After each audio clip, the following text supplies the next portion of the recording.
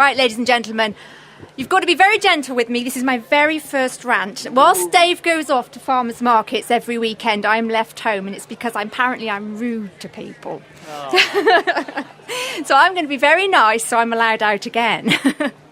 Now I'm going to talk to you about milk, and we're very passionate about milk, Dave and I. We've got 160 Guernseys at home, pure Guernseys, and we're absolutely passionate. We're just about to get our 4th generation, if she's obliging, into dairy farming. So I'm going to talk to you about milk. Ladies and gentlemen, if you walked into the supermarket this afternoon and you had a choice of red or white wine, just a little section on the shelf, red this side, white that side, how would you feel? Terrible. And that's what you get when you walk into a supermarket, isn't it? A little section of milk. You're told what type of milk you've got. Now, if we took all the beautiful Chateauneuf de Pape and a nice white Burgundy, and we blend the white Burgundy with the bitter bottom hill, and we blend the Chateauneuf de Pape with another bottle Black of... Tower. Black Tower. Yeah, we'll chuck it all in, stir it all up. You remember the mud pies when we were little? Blue Nun. Blue Nun. Keep the bottle. Make a lamp. If we did all that and we stirred it all up and we gave you this fantastic blend that was the same day in, day out, and you went in and you go, not wine today, cider, can't have any more of that wine. And that's what's happening with milk, ladies and gentlemen. It shouldn't do, because out there are farmers, passionate like we are, producing beautiful milks from different breeds of cow. And you've got to think about it. These breeds of cow are ancient, and they're all out there. We've got the Jersey, a beautiful Channel Island cow, high butterfat. We've got our Guernsey, another Channel Island cow, very different. They might be cousins, they may be close in locality, but they're not in their milk. And then we've got what we had British Friesians, and then more recently the introduction of the Holstein, producing what we would call in the farming trade a white water contract.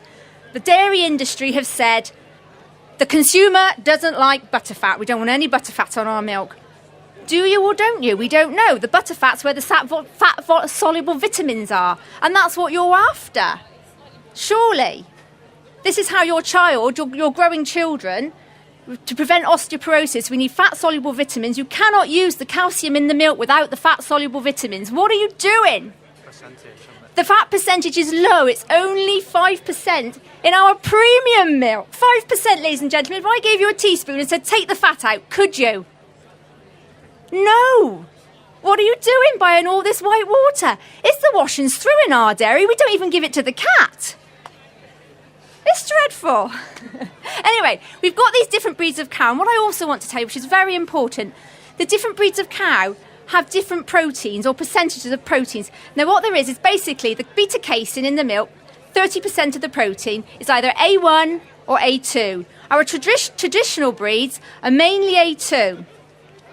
The mutant gene A1 is still good milk, but it's a mutant gene that came in with the Holsteins mainly, and that's said to be, or anecdotally, could be a little cause of more mucus-producing things in your body. So the A2 milk, our A2 milk, is the same milk protein as human breast milk, goats and sheep. So these people who say I can only tolerate goats and sheep's milk, or originally the human breast milk, you would be able to take pure Guernsey. I must stress the Jersey cow doesn't produce the high quantities of A2, so it's not the same. Again, they're Channel Island cousins, but their milks are entirely different.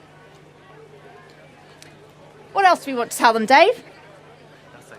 I think we're there. All right. Thank you very much, ladies and gentlemen. Well done, Rosie.